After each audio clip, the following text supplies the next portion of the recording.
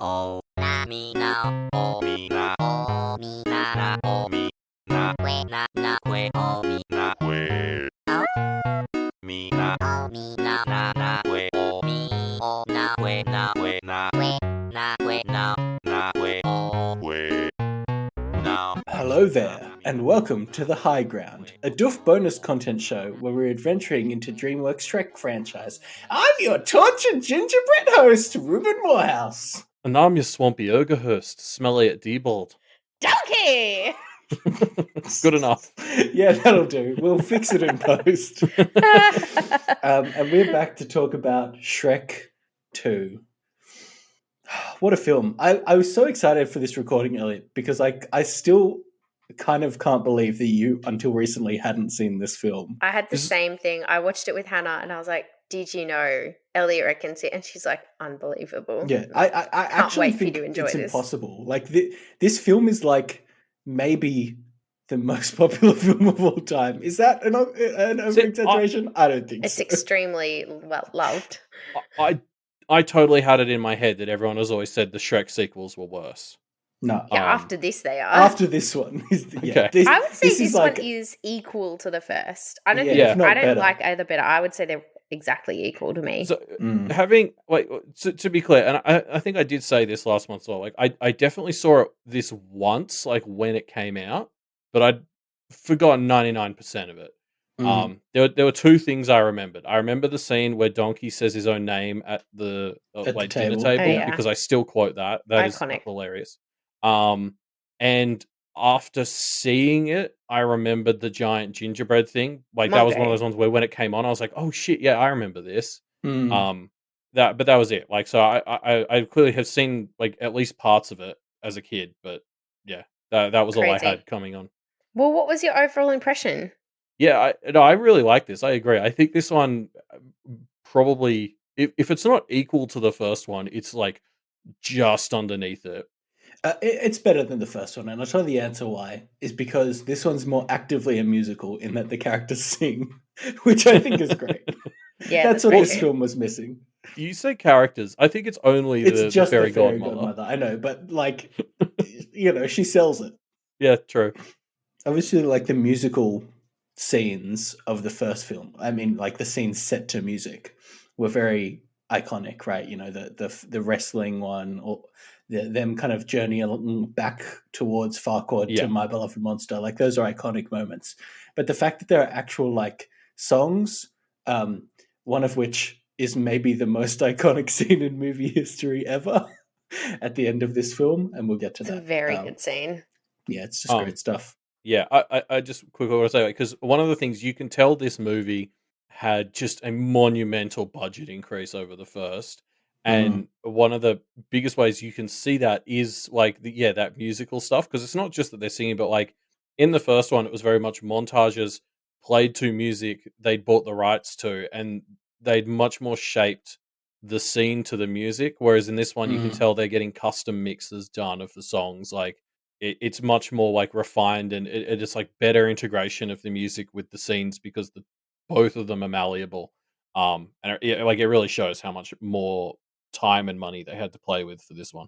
Yeah, I feel like there feels like there's just a lot more like background gags as well, which to me is a marker of upped budget, because you've got the main stuff happening and then you can just kind of let the animators run wild a bit with backgrounds and stuff like that. And there's a fair amount of that in this film, which is delightful. It means that there's always more to catch.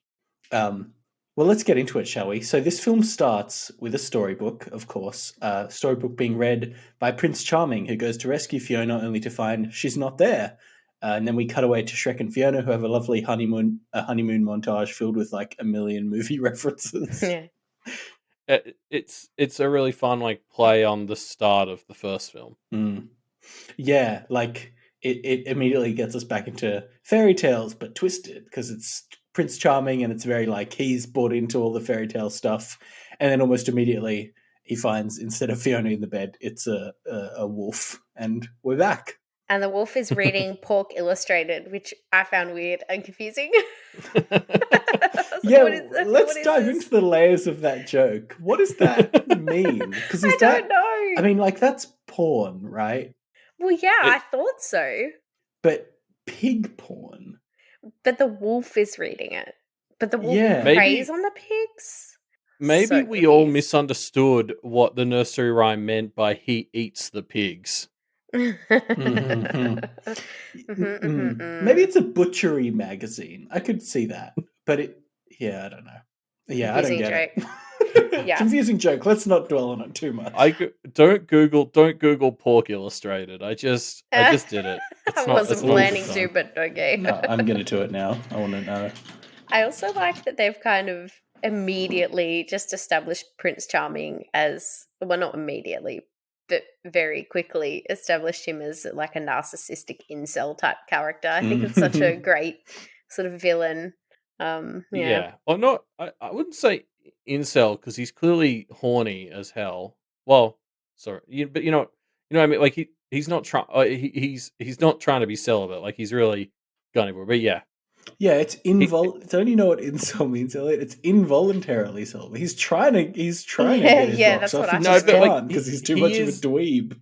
no, he is like really handsome. It's like it's just a different flavor of misogyny. Is all I'm saying. Sure, It's more. sure. I was getting more at the thing of like his sense of entitlement to Fiona. Yeah. Yeah. Like Yeah. he's definitely carrying that same. Like viewing women as objects to deserve acquire. Fiona because I did what Yeah. I was supposed to do to get the girl, which is Yeah, basically absolutely. what incels are. And there's totally a bit of a weird Oedipal thing as well. Like, there's Yeah. definitely he's very much like a mama's boy, and that like comes through quite strong. It's Yeah. very I fun. love that aspect of his character, though. It's very the two of them together are very good. Jumping us to this montage, I think my favorite reference was the Lord of the Rings one where they get a wedding ring and it's got some kind of "I love you" in Elvish-esque thing, and then the ring falling onto Fiona's finger, just like onto Frodo's finger. But Fiona doesn't turn invisible, which kind of ruined the reference. But still, You're completely sleeping on the Spider-Man kiss. Yeah, I did enjoy that too. It does feel like, because I think we talked about this last month. Like, this is just a weird aspect of the movies, the like pop culture references that Yeah. are kind of like they didn't really fit in the first one, and they kind of get away with it more in this one because we're about to go to Hollywood, basically. But it is funny how these movies that are like meant to be satirizing fairy tales and also critiquing society just for some reason constantly devolve into just making pop culture references, and it works very well. is it just because of the age that we are? Like, Spider-Man 2 or whatever. No, it was Spider-Man 1 that had the Spider-Man kiss. But Lord of the Rings, whatever. Like, we're obviously right in the age range where we grew up on these films. Yeah, and I guess those films came out just before this film. So they're films that we grew up with and understand the references for. I suppose at the time, because I was thinking initially like, oh, is this something to make it to include adults in the film as well as kids? But I guess those movies weren't especially aimed at adults, if that makes sense. Mm. I don't know. Yeah, just funny. I mean, I'm also just definitely a big fan of reference humor. Yeah, same. There's something satisfying, like your brain definitely releases the right chemicals when you recognize the reference. You're like, haha, I get it. Yeah, Yeah. I mean, people like that when like that's a huge chunk of comedy. Really, is like making links between things and having people realize two things are linked, and that's just what reference humor is, quite basically. Yeah. So yeah, Shrek and Fiona have their honeymoon, having a good time. They seem to have a lot of sex, which I only say because they kind of explicitly call it out multiple times in the film. But anyway, they head back home and then get interrupted as soon as they arrive home, receiving word that there is a ball being thrown for them by Fiona's parents in the kingdom she's from, far, far away. I fucking love that. That's actually just the name of the kingdom. Like that's. I know that's It's just a a fairy stupid tale, of joke, course. but it's new to me, and I'm still giggling at it. It's just like I And can it works almost really imagine well. the pitch in the writers' room. It's like, what do we call this far, far away kingdom? I don't know. Let's just leave that in for now, and we'll see if we can fix it later. And they never did. Like, was she? Was it said that she was from far, far away in the first film? No, I don't think No, so. I don't think so. Yeah, Okay. I think Fiona's backstory gets a lot more fleshing out in this film. they kept it quite simple in the first one. Yeah. But yeah, so here's something interesting to me. Is that like Shrek is like the kind of they fall into these kind of stereotypical gender roles of Shrek going back to being a bit of a bad guy and like not able to socially keep up with his wife. But he's kind of right here. Like his argument is effectively, I'm an ogre. This is a bad idea. And Fiona's like, no, how dare you not want to come visit my parents? But he's right. Like Fiona's dad tries to kill him. Like it's a disaster. Shrek, you were totally right. I think it's ridiculous that Fiona was surprised at Shrek's reaction because he's been totally antisocial from the second that she met him. And he always hated people and people hate him. Why the fuck would he want to go? I don't know. It's like weirdly naive. I guess she would be naive from living in a tower forever, but Yeah, true. That's a pretty good yeah. excuse. Yeah, but it's sort of weird that she thinks everyone would be cool about the whole ogre thing, which is Oh, I think it's one of these things. I feel like we end up talking about this a lot on this podcast. Because there's like we later learn we see her diary later in the movie, and that kind of explains like, oh yeah, she like had this sort of dream of living happily ever after with her prince or whatever. A- and it's like the movie almost goes so far as to sort of say that like this invitation from her parents tapped into that, and that's why she Yeah. became so gung ho, but it doesn't quite stick the landing. And I think Fiona's just a bit too much of a background character in this movie for it to actually be a thing they properly address. So it just kind of stands out as a bit odd. Like the whole point you bring this up, Ruben, is it's just kind of like she's just gung ho to go, and that doesn't really make sense and get properly explained. yeah. There's not a clear motivation there. It doesn't really it doesn't make any sense. Like, because especially we learned that she was like locked up in this tower too, and like this is another aspect of like Fiona's backstory which gets like touched on, and it's used for a few jokes, but like we never really addressed the fact that like her parents locked her in a tower for years, and yet like she's just in this movie she's just keen like gung ho, let's go see my parents. I love those guys. Like that, I feel like Fiona got done dirty in the final drafts of this story Mm. because they must have just cut out whatever her character arc was going to be. You can kind of see beats of her relationship with her parents evolving over the course of the film, but you're right, it doesn't quite there's just not quite enough there, is there? I think, like you said a bit before, Ruben, it feels a bit like gender rolled, like Shrek sort of like gets to be aggressive and argumentative, but then Fiona, who is sort of supposed to be this like really strong female character, is pretty meek. Like her dad's being a massive asshole to her husband, and her husband's being kind of an asshole too. And she just kind of sits there and goes like, guys, like stop fighting. And it's like, oh, no, get angry. Like that's ridiculous. Yeah. She's always in the right in a to a high extent, which is fine, but it means that there's no space for her to like, I don't know, they don't explore her relationship with her parents that much. They don't give her the opportunity to kind of grow in any major ways that I see. I feel like there's like the first few seeds of a like learning that your parents aren't perfect plot here, but it doesn't quite get into it. Well, and because I think there's actually also a really good Revertigo plot that they could have done here, because we talked about this last month. Like Fiona had that whole thing where she'd been conditioned to believe she had to marry her Prince Charming, and her journey in Shrek 1 was like her coming to accept herself and realize she was a badass and she didn't need that shit, and she gets with Shrek. And so like if they'd given her a proper arc in this movie, it could have been this thing where the invitation from her parents and then going to far, far away, she kind of regressed into wanting that sort of stuff more.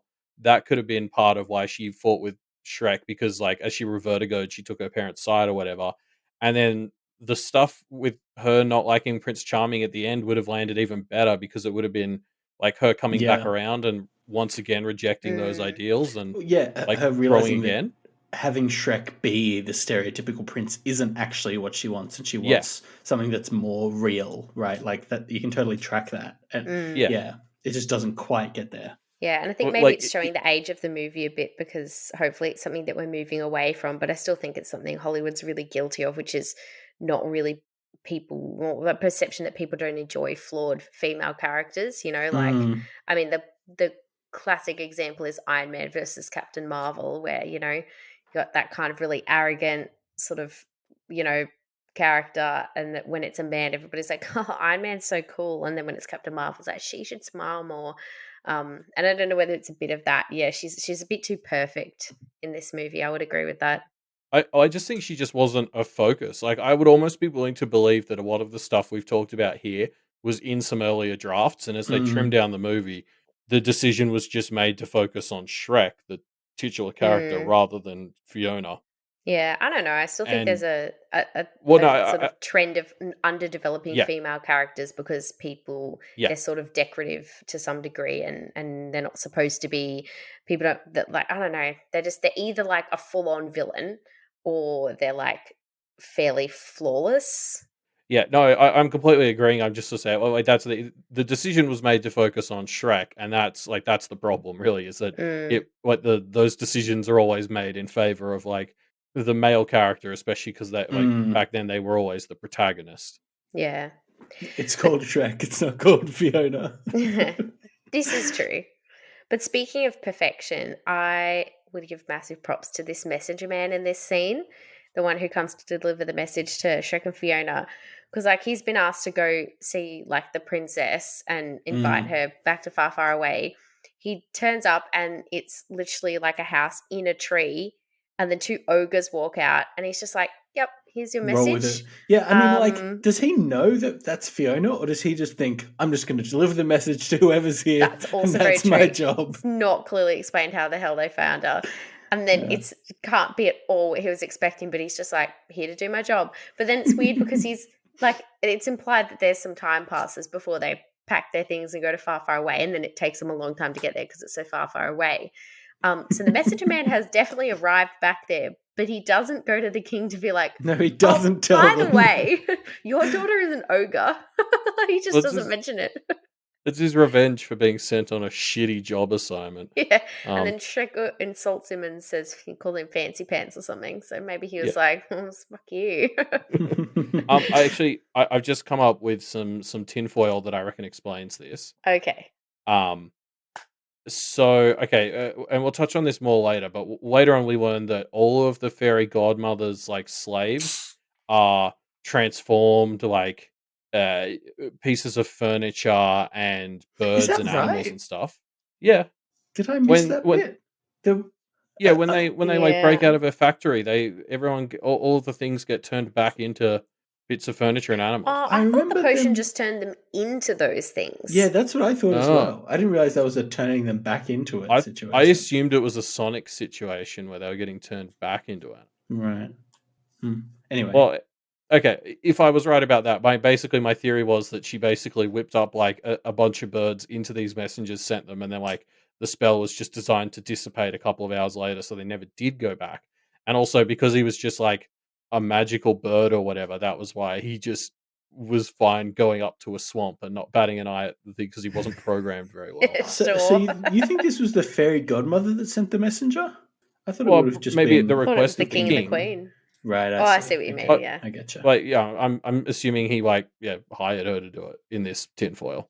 Yeah. True, because how else did they find her without magic? Without magic. All right, there we go. We've solved these questions. This is good. You're Making welcome, progress. world. So yeah, they head off to Far, Far Away, and Shrek meets Fiona's parents, and they really don't get off on the right foot at all. No. I love the scene where they first enter Far, Far Away because this is what I was referring to earlier. Like, there's so many background gags and references. It's just very fun. I guess you're right because like I'm thinking like of Duloc, which did have like a bunch of gags, but overall in the background it was just like that one. It was literally empty. But yeah, it's just like the one street. Like it was all very similar. Like one or two textures for the whole city. Whereas now they've got all these stores, they got Starbucks ripoffs, yeah, like all sorts of punny based fairy tale versions of elite brands. My favorite was there was a poster for Robin Hood in Lethal Arrow 4, which I just Yeah, thought that's was really funny. good.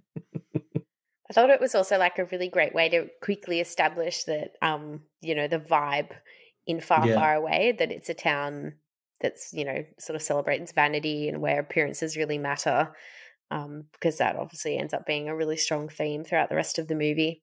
Yeah, the fact that it's Hollywood actually is very clever setting. Mm. Yeah, and because this is probably worth talking about, but this is a big part of why I really enjoyed this movie as a sequel, because I think the first movie was really exploring like accepting who you are. Like Shrek and Fiona's arcs were really about coming to terms with like themselves as not traditionally like fairy tale princes and princesses. And then like this movie kind of takes the next step, which is like coming out to your family Mm, and like dealing with the society and familial pressure of not fitting the mold. Yeah, like you can mm. accept yourself, but then, what Yeah, about everybody else's acceptance? Yeah, like it's a yeah, good point. exactly. Like coming to terms with your identity on your own, like on your own, is sort of the first step, and then taking that next step of coming out is like really hard, and it's a really natural progression, which is something not a lot of sequels really manage to nail. Is taking like the ideas of the first one and actually like having a next step to naturally fit into, and this one actually kills it. Yeah, that's true. Like it's not like a sort of contrived, um, like sort of rehash of the initial of the plot from the first movie or just something seemingly random. That's a really good point. It's a nice sort of flow on from the first one. Yeah, it's a really natural extension of what the first one was talking about. Um, and I love the scene where they like so when they get out of their onion carriage. Um, Which is also very good. Yeah.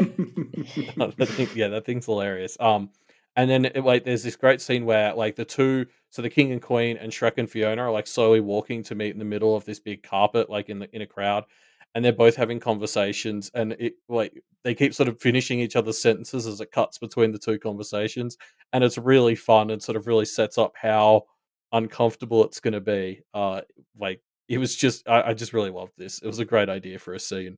Also, with Well, that it's kind of thing, really sometimes you risk it not sounding like actual proper dialogue, but it did work. Like it Yeah, was well written. the thing that I thought was great is as it kind of escalates. I mean, it starts out very like they're just finishing each other's sentences, but then as it escalates, they're saying things which like they aren't finishing each other's sentences. Actually, it changes to be them just saying things that finish the sentences in a negative way. Like yeah, it starts yeah. out with them very directly finishing the sentences, and you can imagine that's exactly what they were going to say. And then they almost start delivering like the antithesis to what they're going to say. Like instead of this is, oh, I'm sure this is going to be, and then we cut to a disaster, blah, blah, blah, Yeah. right? Like it's a really fun way of escalating it while starting to introduce the tension and just a very cool and natural fit. Well, and I like how it sort of sells that, like, as different, or as much tension as there's going to be, and as different as like these couples are in some ways. I was like, as I was watching this, I was like, oh, these couples aren't that different at the end of the day. Mm, Like, I actually wrote in my notes as I was watching this scene, I was like, it feels like we're setting up a thing that Shrek and the King are going to hate each other at first, but by the end we'll learn they're actually very similar people. And I feel like with the reveal of like his true heritage at the end, I'm yeah. gonna kind of call myself right on that one. Like Yeah. it's like a really good scene for establishing that they're in very different places, but actually there's a lot of similarities between these two groups of people. Well, they're kind of like the same, like similar couples, but with the different kind of endings. Like in that, Harold chose to alter his physical appearance to try and fit in with Yeah, society, where Shrek and Fiona Mm, have like aimed to not do that. yeah, yeah, yeah. I exactly. mean, yeah, again, just worth applauding. Like, this is a lot of stuff I didn't think about when I first saw this film when I was younger, but like Yeah, so thematically coherent, so much great thematic mirroring and all this like very, very clever stuff when you think about it. yeah, like because that's something like I know Matt and Scott have talked about this a lot, and we've done it a bit too in some of our shows, Ruben. But like the thing with a really good twist is it's one of those ones where when it happens, it sort of recontextualizes things, but also it feels like it was sort of gettable, and I feel like this is why the whole like he was a frog twist actually works, because I saw this first scene with him and I was like, oh, he's a bit of a mirror of Shrek in some ways, and then Mm. I wasn't expecting such a literal, like, genuine twist along those lines, but when it happened, it was like, oh, of course. Like, Well, let's call this now. I want to know, Elliot, how much of the frog imagery did you catch? no, none of it. I saw in your notes, you mentioned that, and now I need to go watch the film again because I Oh, didn't yeah. notice any of It is that. Once you know very, it, it's very like it's heavily in your face. It's implied. hilarious. Yeah, because I mean, That's just from great. the fact that Fiona's mum is called Lillian, but he calls her Lily for short, right? And like, Oh god, Yeah. yeah, okay. and like it's like not subtle at all. But of course, you just wouldn't expect. You're not thinking, oh, maybe the king was once a frog, but Yeah. Yeah, it's perfect. It's like, and like their room is all green, and there's like lily pads and frogs everywhere. Like Yeah. it's not, in no way is it subtle. I think I need to go watch that again. That completely went past me. Yeah, But going back a little bit, I totally agree. I think it's a good twist when the plot makes more sense after the twist than it did before Yeah. the twist. Yeah, A Yeah. bad twist is when you go, that didn't make any sense. Like that was just a shock. But yeah, I think Yep. this is definitely one of those ones after that reveal, you're like, that his character makes so much more sense now. and it explains why Fiona was turning into an ogre, because she's half frog. I mean, like, Oh. an ogre is half frog, half human. That totally tracks. That's definitely, yep. No, because I like was they've got warts, they're green. Like, I mean, that's more of a toad than a frog, but close 'cause enough. I was actually going to ask about that. I have like that question further down the notes, but I'll just do it here. Like, so the implication is that the fairy godmother did that curse on Fiona, right? Yeah, I don't know that, or just really took advantage of it. Okay, Yeah, that's I true. wasn't It's sure. still really not explained where that curse came from. It's I'm because assuming she's half frog. That's totally where it Or Yeah, comes maybe from. it's like a weird side effect of like whatever potion was used on Harold. Like That's the what I king. was about to say. Whether it's like, Yeah. because you know how well, I'm just like presuming this, but most sort of spells in this kind of thing have some kind of negative side effect, like there's always some payment. Maybe part of it was, that, he got to be a human. They never talk about what he paid her or what he gave up for that, but potentially maybe that was why Fiona was cursed. Yeah. Actually, Elliot, I've got to call out one more thing that I don't think you probably didn't notice, but I really laughed at it when I saw it this time, which is when King Harold goes to the bar, the Poison Apple, he goes up to the bar and a lady frog sitting next to him says, "Hey, don't I know you from somewhere?" And he's like, no. And it's just like a Yeah. really weird thing. Oh. But after you find out that he used to be a frog, it makes just way made more me sense. laugh so hard when I saw it this time through. Because you think it's because he's the king, but it's they not probably that. went to frog school together. Yeah, or they 'Cause were I like actually- frog lovers or something. Yeah, they shared a lily pad or something. Well, I actually did call out that character in the notes, but I remember that character because at the end I was like, "Hey, wait, does that mean that the frog that was in the bar is related to Harold?" But I forgot that it was Harold that she fucking met in the bar. Mm-hmm. I was just like, "Oh yeah, there was a frog in the bar. I wonder if like there's a joke there." And yeah, okay, Yeah, there I'm glad was. you connected that dot for me. Anyway, so I want to also call out when they're at the dinner table, Shrek says to Lillian, he says, "Nice grub, Mrs. Q," or something like that. Yeah, it's really And I heard that and I was really trying to think, like, what is Mrs. Q? Because they don't have a surname. And I realized it's just because she's the queen. He's calling her Mrs. Q. I had 'cause the she's the exact same queen. thought process. I was like, Mrs. Q. Mrs. Q. Q? Queen? Yeah, which I just thought was hilarious. I also love straight after that. I actually paused it and rewound it because Hannah had left the room just to watch that bit where Donkey is like just sitting there and then he just like shoves his face into the bowl in front of him and starts just like slurping up. Donkey slapstick is just hilarious to me. I was like, Hannah, this is the best joke in the movie. And then like they bring out all the food and it's just like roast pork and stuff. And Donkey goes, Mexican food, my favorite. It's like, what? And it's It's right after the server sort of says like "Bon appetit" or something. Like they say something French, Yeah. and he goes, Yes. "Mexican food, my favorite." Like he's so dumb and it's so funny. It is delightful. Yeah, actually, we don't speaking have of- enough things in the notes calling that out.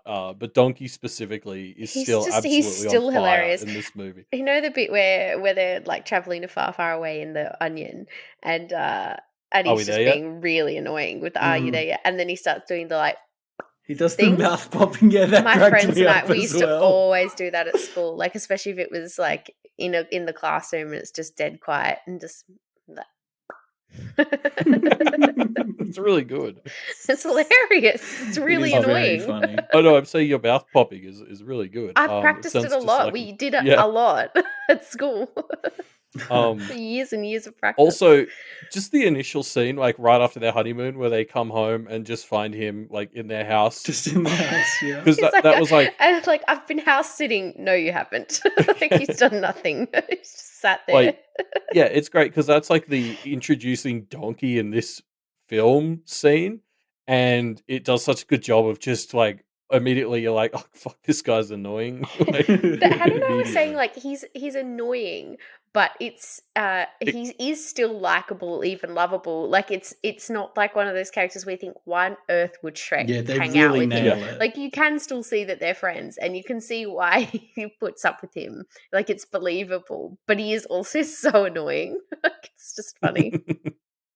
Well, because it comes from a good place. Like almost everything Donkey does is like genuinely trying to help. Or like in the case of that house sitting thing, it's because like he's actually going through a rough patch right now, and he's like come to them for help, but he can't like quite admit it. But like you can't hold it against him quite so much because like he's just there because he needs friends. Yeah. Like Poor he's either donkey. helping you or like breaking your heart, like and making you pity him Yeah. as he's annoying the fuck out of you. Yeah. We should also call out the cast in this film. So we get obviously Harold and Lillian. We've got John Cleese and Julie Andrews.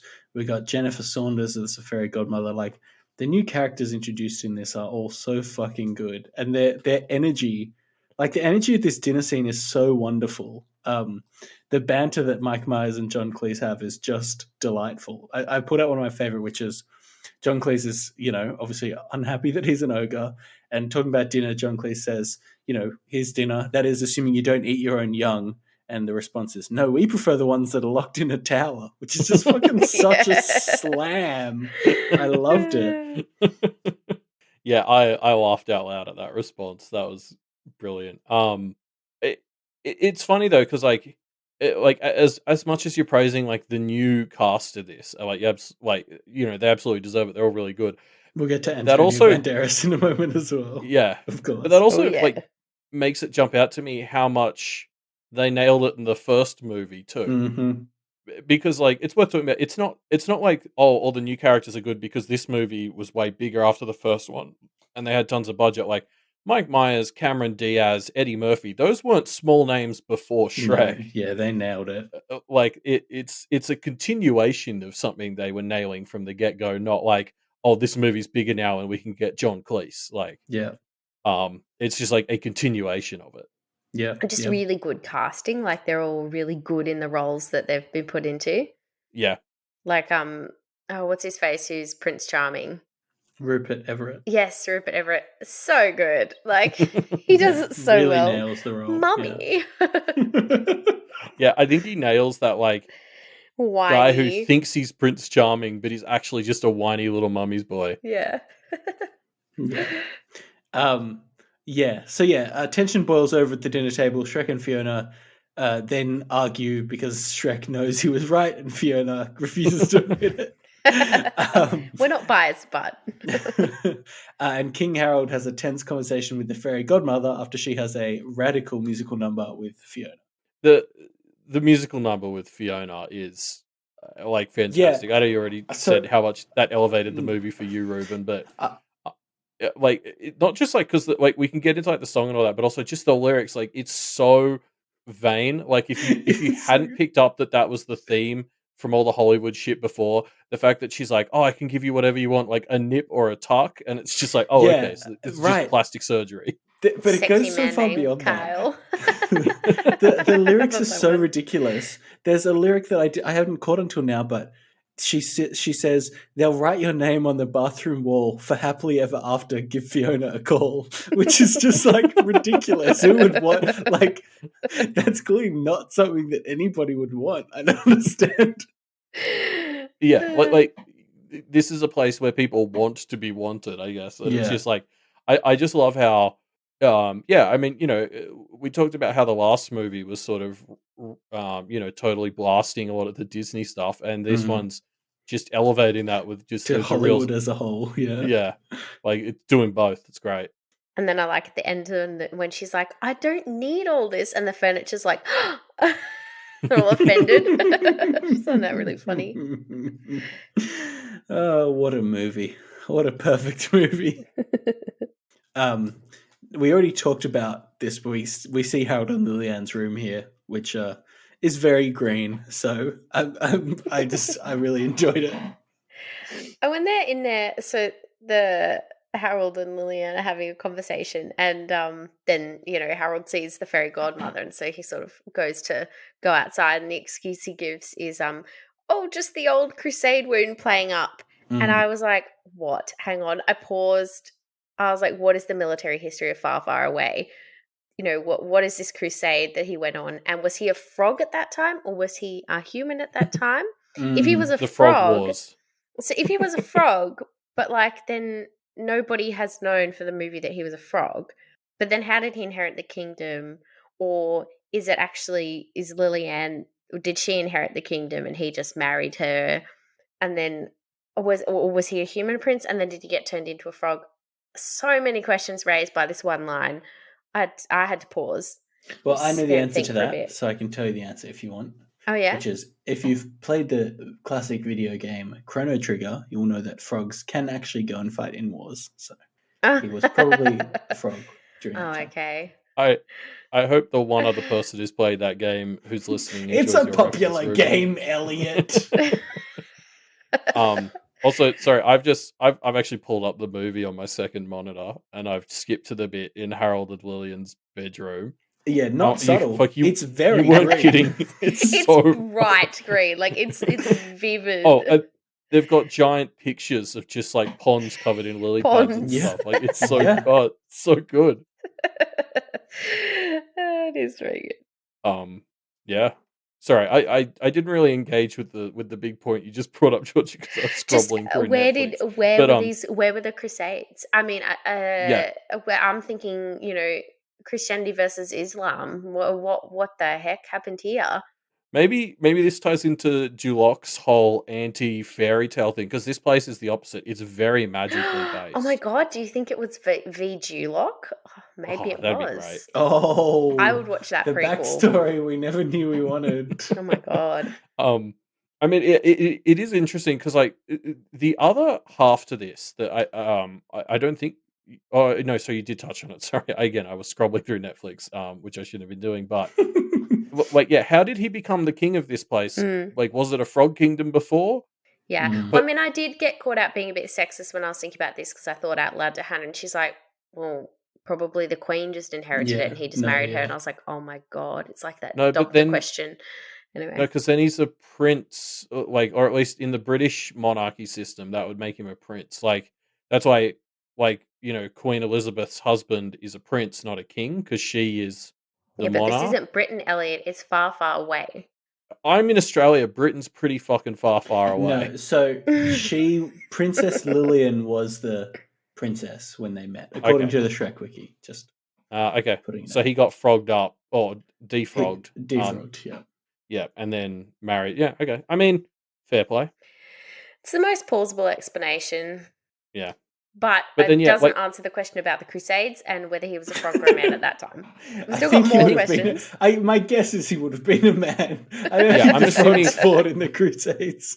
I'm assuming this took place, like after, like when he was the king, maybe, or perhaps even like more interestingly, like he, like Aladdin style. After he got turned into a human, he also had to like win a claim in the kingdom by doing well in the Crusades, like and to that's become how he a knight. Because apparently in this movie, you may have noticed later on, if you are just like handsome and you're on a horse, you are now a knight, because, Shrek rides up and he's like, tell Fiona her husband, Sir Shrek, is here. And I was like, oh, when did you get Sir Shrek. knighted?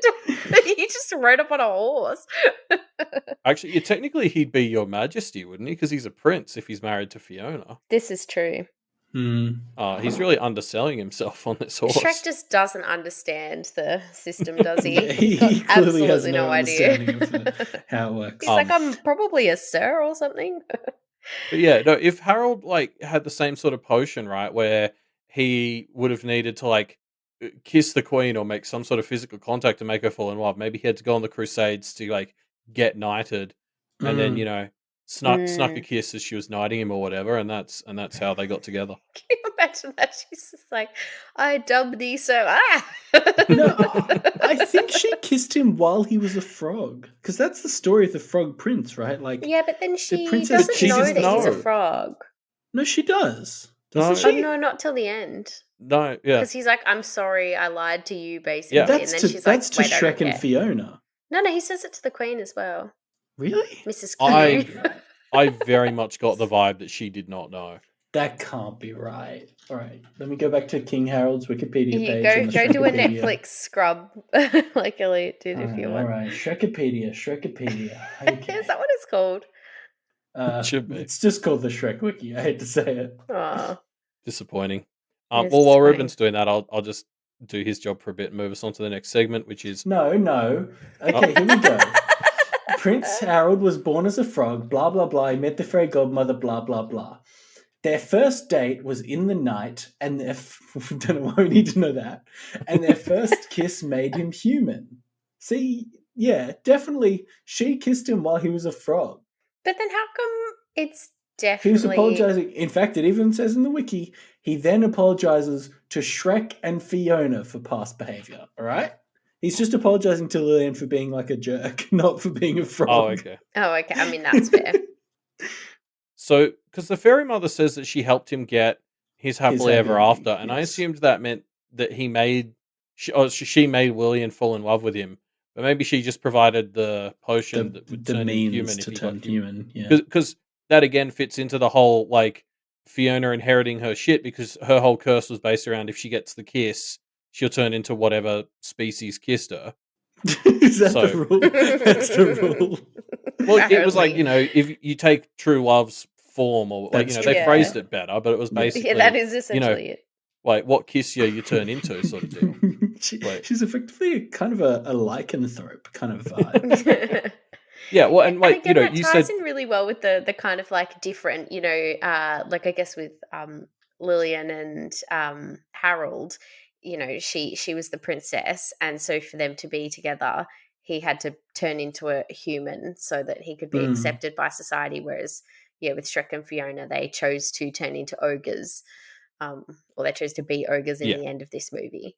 Yeah, and except who they were on the inside and the outside. so Ruben, you said that the wiki weirdly specified that their first date was at night. Does that have something to do with Fiona's curse? Maybe it does. I Can don't know. now. Yeah. The wiki doesn't mean, know. Fiona just says Fiona was born. Actually, it says a Fiona was born. I don't really understand what that means. Fiona. But she had a curse that made her ogre at night. Actually, when we get into some of the later films, our Fiona, does make some sense. I don't know if she was anybody. cursed by a witch, apparently. Oh, was that in the book in the first film? Yeah, I think it was. Do Is they? the fairy godmother a witch? Sorry, the whole basically? thing about the king's first date being at night and they kissed and he turned into a human.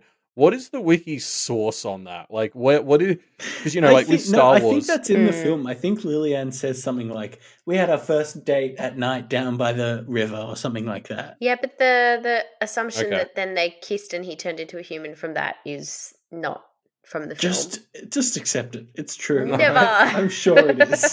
sorry, Yeah, sure, the fine. reason, sorry, I wasn't trying to attack their credibility. It's just usually mhm. these wikis are pulling dank lore from comic book expansions and Yeah, stuff. I'm sure there's some. yeah.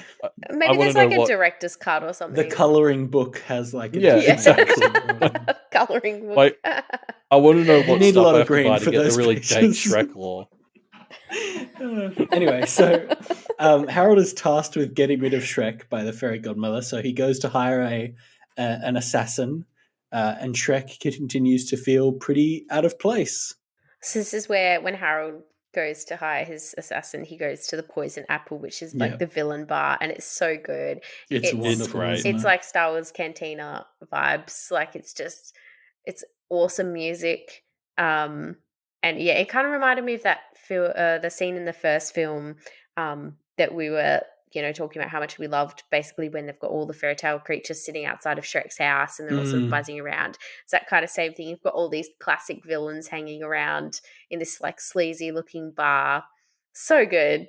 Yeah, loved it. It And was we've very got, fun. of course, the frog who recognizes Harold.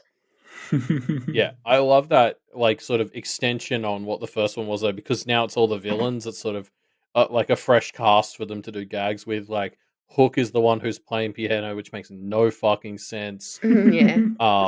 It's a complete way. They're like, oh, now we have an excuse to use all of the characters we didn't get to use in the last film for these like same sorts of gags. Hey, does this count as a musical number? Because it's sort of Yeah, Hook Hook's playing his piano. Yeah, he's singing, isn't he? It is Because we were just saying diegetic that it was just the music. fairy godmother, but It's No, also this Hook. counts. yeah. The two lead characters. Yeah. Hey, the trees, the evil trees, are they from something? I was trying to think HR about Puff and stuff. Snow White. Oh my god, Georgia, that is it. What? deep. What the fuck is reference. Holy HR Puffin HR stuff? Puff and stuff. shit. And stuff. I don't remember the rest I'm of assuming this is a rural New South Wales nonsensical TV. This ad. is- That's my Uh, guess. Nobody- I'm now nobody's looking it gonna up. HR Um, Puffin I stuff. think it's actually British. It's no, no it's American. produced from the United States, apparently, Oh. by Sid and Marty Croft. But I still have no idea So- what it actually is. Well, there are Although on the back- Wikipedia trees in page it says there's a thing called McDonaldland lawsuit. I don't know what that means. I like it. They have some characters who look a lot like It's a character like that's the called Hamburglar. Stupid Pat. What the fuck? The backstory for Stupid this bat. is it was like super old, but like our mum grew up watching this. So when we were kids, she managed to get her hands on like a bunch of really old VHS tapes of it and made like us watch it. The So baddie we're is like- called Wilhelmina W. Witchy Poo. Yeah, I Witchy remember Poo. Witchy Poo, but I didn't know she had the first name's Wilhelmina and then an unknown middle name starting with No, W. it's not also. unknown. It's not unknown because Oh. Orson Vulture once made the mistake of asking what the W stood for. The answer, whack, which That sounds sounds like a right. great joke. Sure. But yeah, that's Georgia. That's why Mum Sure always there calls were- people Witchy Poos. Oh It- yes, she- there were like- there were good trees and evil trees.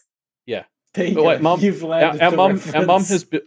our mum has built like a decent amount of her personality around HR Puff and stuff. Yeah, I would say So that. like things I like still she don't know co- what it is. Like, it's like it's like a shitty Wizard of Oz style thing. Like this one little, I'm sure he was British. This one little British kid gets stranded on this island that's just full of like Yes, like- it is. like it's a young English human. okay, like and yeah, it's like Wizard of Ozzy esque. Like he's stuck on this island, and HR Puffin stuff is this horrifyingly, awful looking monster who's his best friend, and they're basically like everything here is alive, and they're trying to get this kid off, but Witchy Poo is the baddie, and she like I can't even remember why she wants him. She wants But the she's flute, trying to, like, the kidnap magic the boy. flute. Oh yes, he has the magic flute. Oh, Yeah, I forgot Freddie the that thing. flute. anyway, is this all staying in the episode? Anyway, the point is there were to some take us evil back to trees, and that's Shrek, probably what that was based on. I've gone to the no, it's Evil Snow Trees White. There's wiki evil- page. There's evil trees No. in Snow White. It's Well, got to be a Apparently, Snow it's White. probably a reference to The Wizard of Oz.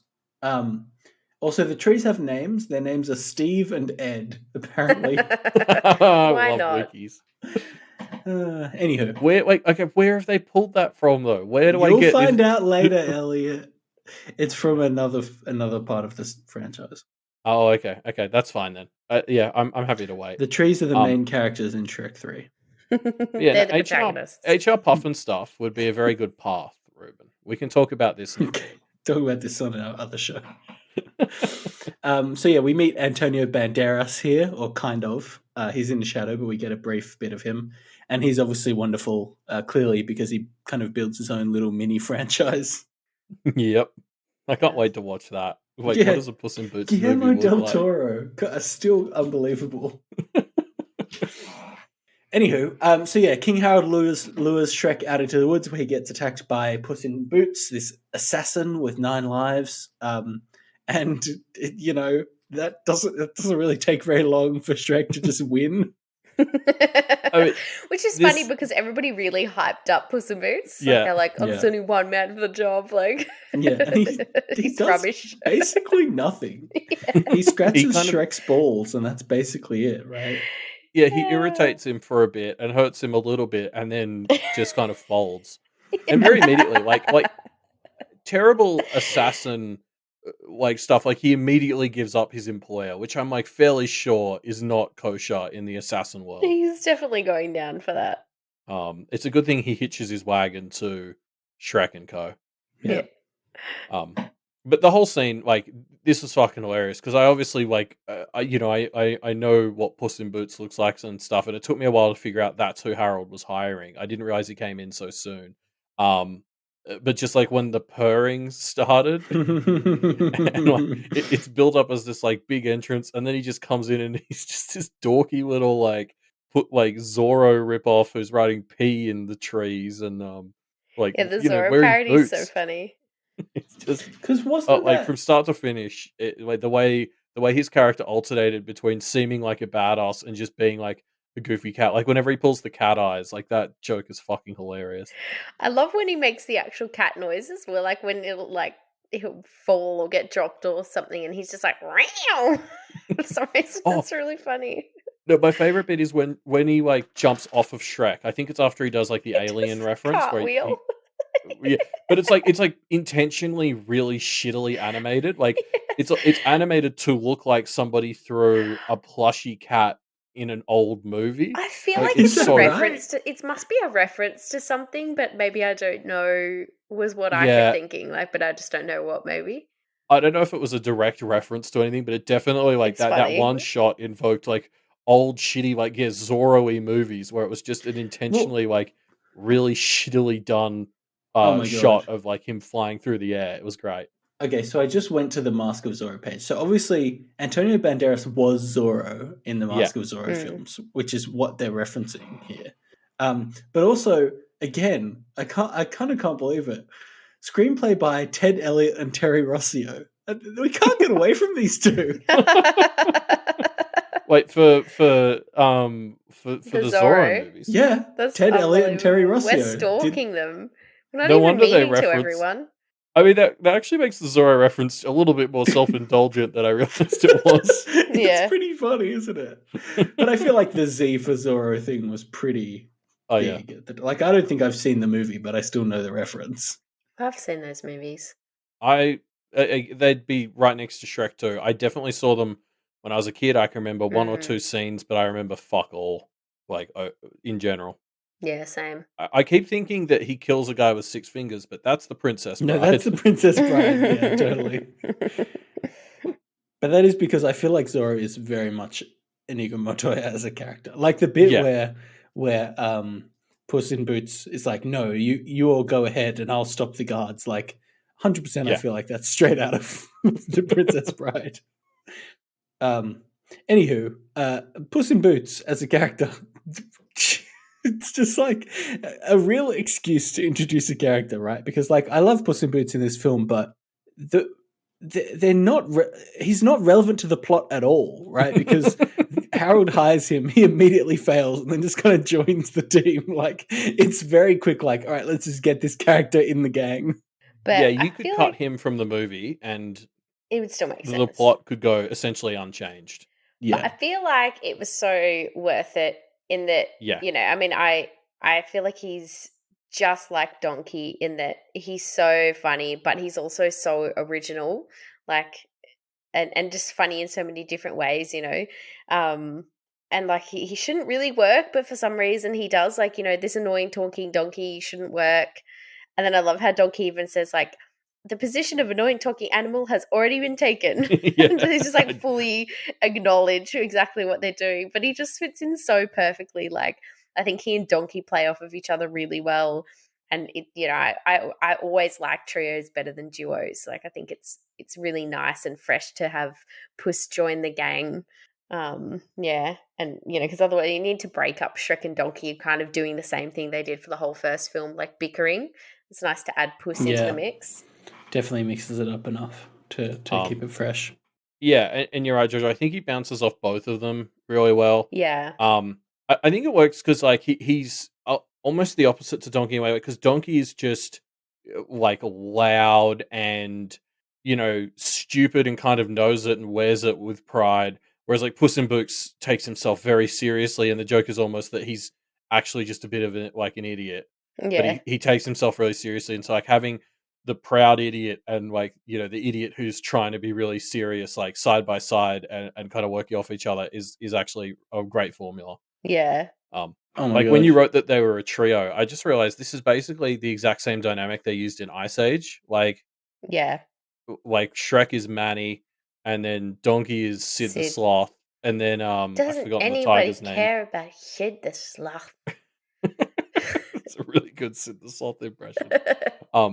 But yeah, Ice Age. Ice Age 1 is an absolute banger of a film, and it's just the same three characters really at the end of the day. Like they Yeah. sort of nailed this trio dynamic. I think you had a trio in the first film with Fiona, but they've kind of separated her out in this one. So I think adding Puss in really worked. Yeah, they needed someone who could fight again. Yeah, yeah. Plus, just like Shrek and Donkey bickering is funny, but it would get old real fast if that was all that you had. Yeah, I do hope Fiona's coming back in like the later films, because she does just disappear for most of this one, and I thought I was disappointed by that. Yeah, it's true. It's probably like the one major criticism that I would have of this movie is that they, sort of left Fiona out of it too much. Did you all know there's a sequel to the Puss in Boots film coming out in 2022? Oh, Oh. no. It's called Puss in Boots: The Last Wish. Yeah, sure, I'll watch And that. I was Why just on Antonio Banderas' wiki page, and then it was like, he's also coming back for Puss in Boots: The Last Wish in 2022. How So they're old just is Antonio Banderas? He's going to be in nobody his knows. 60s. He's At pretty least. old. He's 61. Yeah. Oh yeah, that's not that old. But so there's the Shrek reboot coming out soon, and a new Puss in Boots film coming out. So Wow. Shrek reboot? Yeah, did we not already talk about this? I feel like we did. Like They're it's in rebooting Shrek. But why? It's perfect. So far, it's called Untitled Shrek Reboot. Plot unknown. A reboot of the epic animated Shrek franchise. So is it going to be what, like a live action? I mean, I hope not, but what does it I'd mean love by to see it. reboot? I have no idea.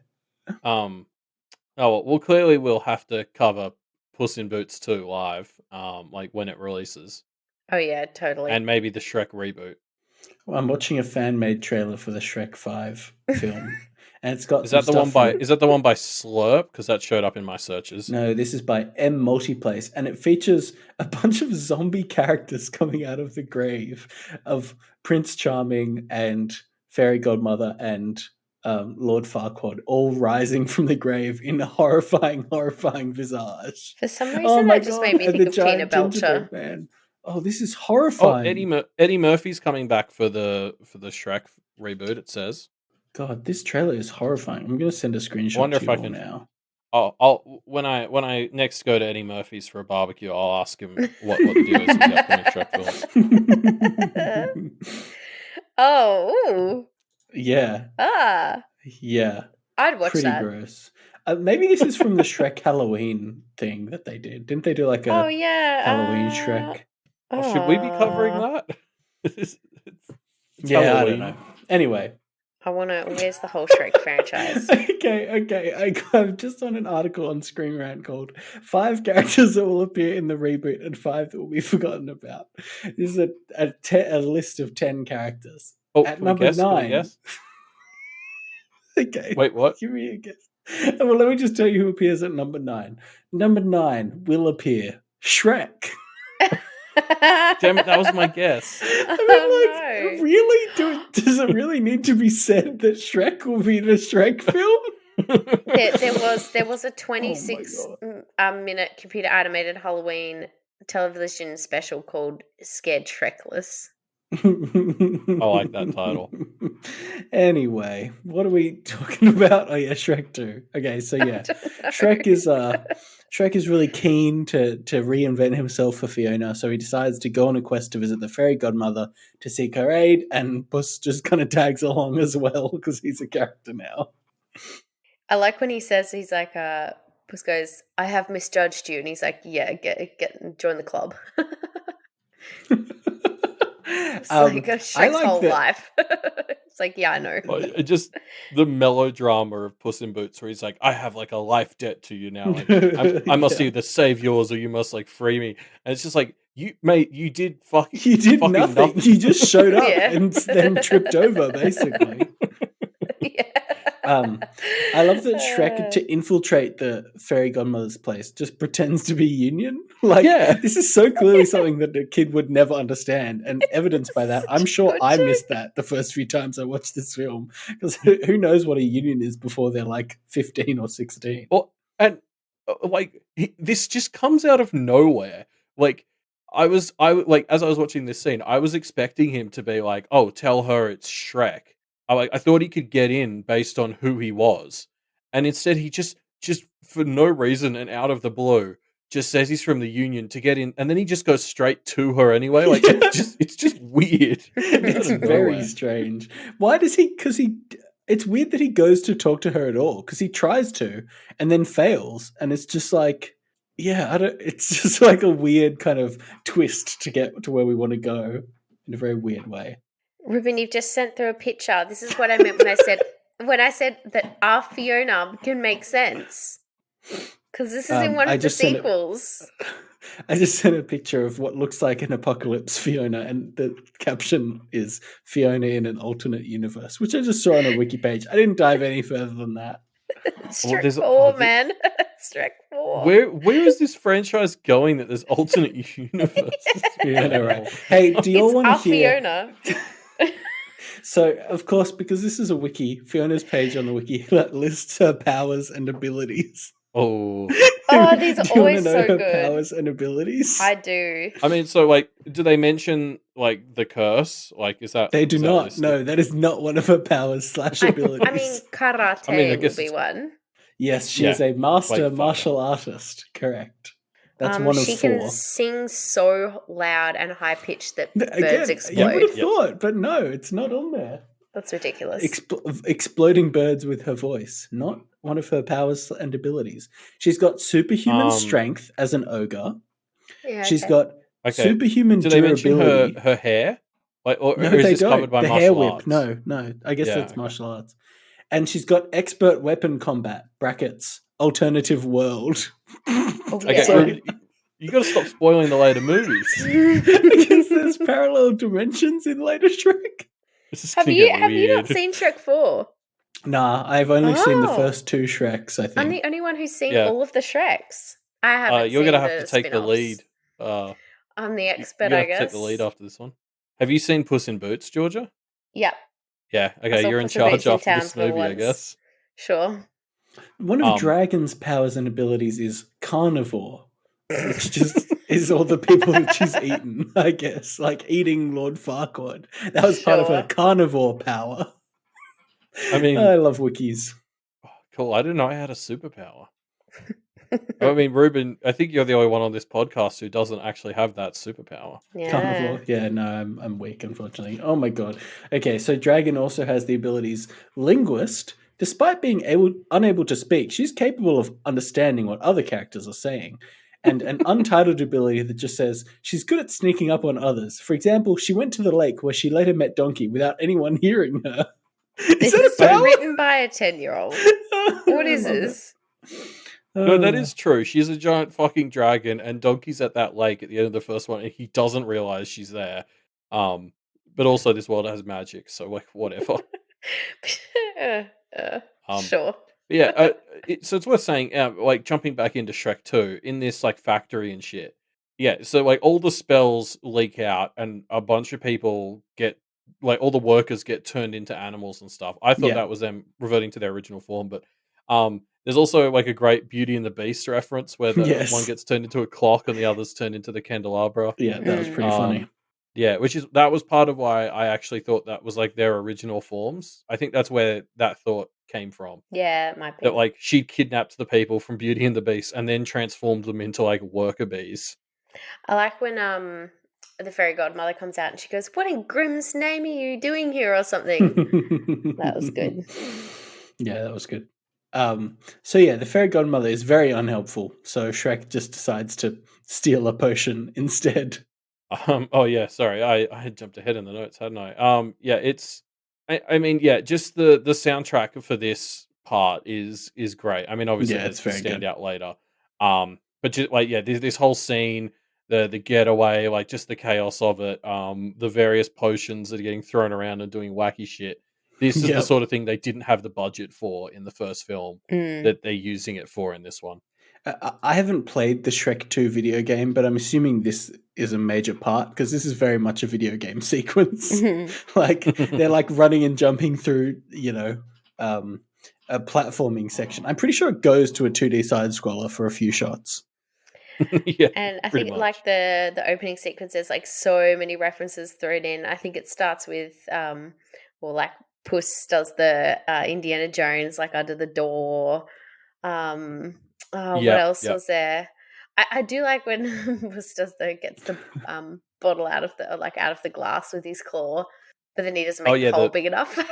The Mission Impossible thing, Yeah, that was that's right. hilarious. Oh my Yeah, God. pretty good references. Because then he gets like, because he's like, he spends ages trying to pull it out, and it's like, just cut out a bit of your circle. Yeah, I know. Took you 2 seconds. Yeah. For some reason, I just also really liked the line at the end when the fairy godmother comes in after the cleanup, and she's just like, "Somebody get me something deep fried and covered in chocolate." Just the whole weird thing about her diet, like, makes her so like a mum. Well, and like, it adds to the fakeness of it all. Like, she's constantly going on about her diet, but also all we ever see her talk about eating is just absolute junk. Yeah. It's good times. Actually, as they're escaping this, they're in the rain from this potion that they've stolen. And this was the thing that stood out to me the most. Donkey's wet fur in the rain. It looked like the animation again, really good. Yeah. Yeah. I'm sorry, when I just read, because all you've written in the notes is Donkey's wet fur in the rain looks pretty good. And I thought you were implying that like Donkey didn't need to be a hot stallion because he already was one. But now, like when you said it out loud, I was like, "Oh, he's commenting on the animation quality." Yeah, I mean, Donkey's beautiful just the way he is. Yeah. I thought it was a really weird note. I was very excited to hear it, that I just had misread it. So yeah, Shrek wakes up after taking the potion and he's hot. The potion worked. Also, Donkey is a very hot stallion. And then But he they didn't wake need up to in a be. barn and Shrek's surrounded by women who are fawning over him. And it's really depressing how the whole scene after this, like, is him going back to far, far away. And it's totally different from the first time he goes in there because everybody sees that he's attractive. And so they treat him totally differently, which is just really sad. But I do like the line Yeah. where one of the women, they make a comment about Puss is reading the instructions on the potion. He says, "Oh, you have to kiss your true love by midnight for the potion to stick." Yeah, And all the women are like, "Oh, I could be your true love. Oh, so could I." And then one of them That goes, was very "I'll funny. be true enough." That was such a good line. The fucking warning label is on the inside of the bottle, so they Yeah. couldn't see it until after it was you drunk. can't read it I until you've fucking love drunk that. it. It's very good, yeah. Yeah, I loved this whole sort of barn scene. And yeah, you're right, Georgia. Like, it's depressing, but very like on brand for what the movie's talking about, like how differently Shrek is treated. Yeah, like they really bring home the point. But something that jumped out to me was that it's meant to affect your true love as well. Like it affects Fiona. And so I went onto the wiki before the episode, which I know is sacrilegious. Shame on you. But I found it because I wanted to look up if Dragon had been affected when Donkey took it. Yeah, I had And the it same turns out- thought.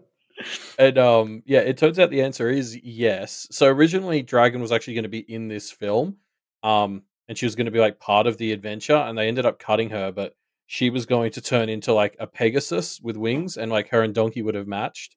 And been like, they said it was like, oh, they would have been a perfect match, which is, you know, this movie series does fall into the trap a bit of saying, "Oh, looks don't matter," but also all couples have to match, except Donkey, normally I suppose. But yeah, they confirmed that Dragon did in fact turn into a Pegasus for the whole period that Donkey was a stallion, which Oh, is just I like, was just why assuming did that she not? she wasn't affected because she's already like perfect. Yeah, well, what? Wait, no, they said that she did turn into the Pegasus, which is like, what was that like for her? That she just suddenly turned into a Yeah, Pegasus? you know, she Yeah, I turns up at know. the end and she's like, and he's like, oh, like, oh, where have you been or something? And it's like, Donkey, where have you been? You fucked off to far, far Yeah. away for this whole time. And she's probably sitting there like, and I turned into a Pegasus until just Yeah. now. It was really weird, and the kids were very confused. Yeah. Anyway. Yeah, that was. Yeah, I was thinking about that too. Imagine just sitting around and suddenly you transform. You're like, what the fuck? I mean, that did happen to Fiona, I guess. I mean, she's dating Donkey, so there might have just been the reaction of, oh, Donkey's up to some weird shit. Yeah, Donkey's up to Yeah. something. I don't know how, but Donkey's this off is with Donkey's Shrek fault. again, yeah. Yeah. I'm sorry, y'all. I just have to bring this up because I've really fallen down a rabbit hole of the Shrek Wiki now, which is they have a discussion section where people can post things that they want to discuss, or just kind of. Hasn't got a lot of action on there, but there's one person on here who just keeps posting things about Shrek crossovers. Like they made a fan poster for Shrek crossing over with Madagascar. They did a poll that says, "When do you think Shrek and Madagascar crossover movie in?" Never. One of their Doesn't polls, make any sense. one of their polls from last month is Lord Farquaad X, and then you get to pick between 4 options. The first option is Princess Fiona, and the next 3 are Flora from Winx Club, Bloom from Winx Club, or Stella from Winx Club. So that was delightful. And Why here's would one that they posted. anybody be shipping Lord Farquaad? Like, he sucks. God knows. And with the Winx Club, like With anyone, so but many- also specifically why Winx. there's so many layers to this. About a week later, they posted this. The title is Princess Fiona and Lord Farquaad in Hotel. And here's the full text of it. Fiona and Lord Farquaad going in hotel. They want to relax and be together, love sleeping bed and kissing and bathroom. And that's it. That's all. What? There are no comments. Because the whole What world do you- is speechless. Yeah, what do you say in the face of perfection? Yeah. To be clear, I mean they've been posting pretty solidly for the past like 2 or 3 months. Like this wiki is pretty active. Is it a way to practice your English, maybe? Is it Maybe. or is it like a bot? Is this like one of those early stages of like an advanced AI bot? But it's so specific. And it loves Shrek. Well, yeah, And they Madagascar. accidentally they accidentally went to train their AI bot on Wikipedia, but they'd been on the Shrek wiki the day before, and that was still on their clipboard. So they accidentally trained this AI on the Shrek wiki, and it got stuck there. I can imagine it. The discussion page on this wiki Shrek is very fun. I'm just kind of going through all of this. E.g., why is there an abandoned castle on the top of a volcano? My theory is there were people in the castle on top of an ordinary mountain before it was attacked by the dragon. Sure. Okay. I mean, I guess we've just been sitting here tinfoiling and dissecting the logic of this movie, so we can't really make fun of that person. We are those but people. It's pretty fun. Yeah. That was actually me. Confessions. This is how I spend my spare time. So, sorry, should we get back to the actual film? I was going to say, Ruben, should I just start? I'm just losing my mind going through this. Get out of there. Oh, no. Oh, sorry. I found one that I don't want to share with you all, No, but I have this to. is the one you just posted because it's really good. Oh, no. There's a worse one. So here's a question from somebody on the 18th of August this year. Fiona's flatulence? I hate to ask this, but is there another source material where Fiona GASES besides Shrek 2? So God knows what the backstory to this question is. What? There's 2 comments. One person has commented, WTF? And then the original poster has commented, I know, I hated to ask. Oh, the deep shame is the saddest part of that. Like, I'm so sorry, world, but I have to ask. I mean, you have to. You got to know. You can't not ask. Like, Anywho. I'm still not clear what the question was, but anyway. Let's not get into it. So Shrek goes to find Fiona now that he's got his new form, but unfortunately he is trapped by the fairy godmother. Prince Charming is replacing him. Oh no. Ah. No. Yeah, I mean, like, strong theming. Fiona here is falling in love with the version of Shrek that she thinks she wants. There's a lot of good stuff here. Yeah, I love the idea that, as Shrek turns human, what they decide to do is stick Fiona against, like, Prince Charming, who's like the even bigger, more like intense version of sort of what that would entail. And because he's just so shit at being Shrek. I love how low effort his attempt to be Shrek is. It's unbelievable. And she's like, why do you sound different? He's like, the potion. But he's like nothing like Shrek, and it's a Fiona, bit insulting darling. and ridiculous that, Fiona, darling. It's a bit ridiculous that she would believe it. I mean, she seems sus from the get-go, I suppose. Yeah, it is pretty funny. He does a very good Shrek, fake Shreking. Reuben, I can't. What? What are you talking about, Georgia? On Facebook. So I've been posting screenshots to the Facebook chat. Screenshots from really good.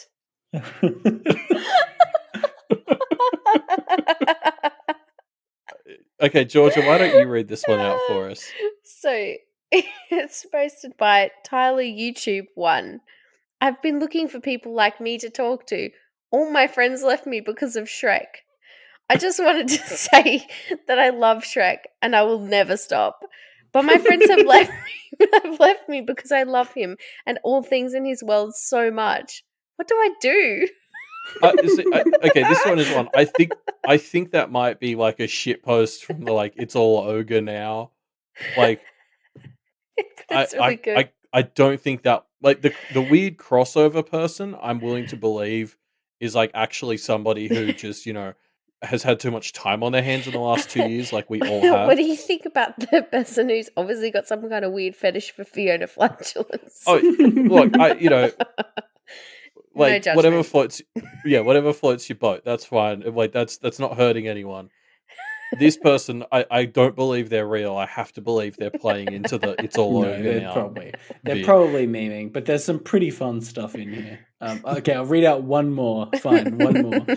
This is from January, the 25th of January this year. Major and minor character argument. I teach literature, and I have a student, high school, who insists that Donkey is a minor character. She even wrote essay on it, but has failed to convince me.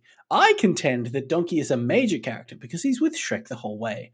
They are besties, and here's the comedy relief. He has a lot of screen time. It's Eddie freaking Murphy. I seek sources. Okay, so first of all, there's no way that is actually the teacher. That is the student. That's an English teacher. Yeah, it's pretty weird. Is there an English teacher that's talking to their students I had a high about school Shrek? teacher who used to spend a lot of time on like Yahoo Answers, and so maybe there's an English teacher who spends a lot of time on the discussion page of the Shrek wiki. We studied Shrek 1 in my year 7 English class, Reuben. Really? Although the English at my school was a joke. Don't get me started on how bad that English department was. But yeah, we did do Shrek. I went to an all-girls school, so we did Mean Girls and Hating Alice and Ashley. Oh, I wish we did that. Classic. Because if you watch enough movies about girls being mean to each other, we'll just stop. That's how that works. Yeah, we spent a whole like term. I know might have been 2 terms, like semester in year 12 doing a documentary on 9/11. Super relevant to 18-year-old Australians.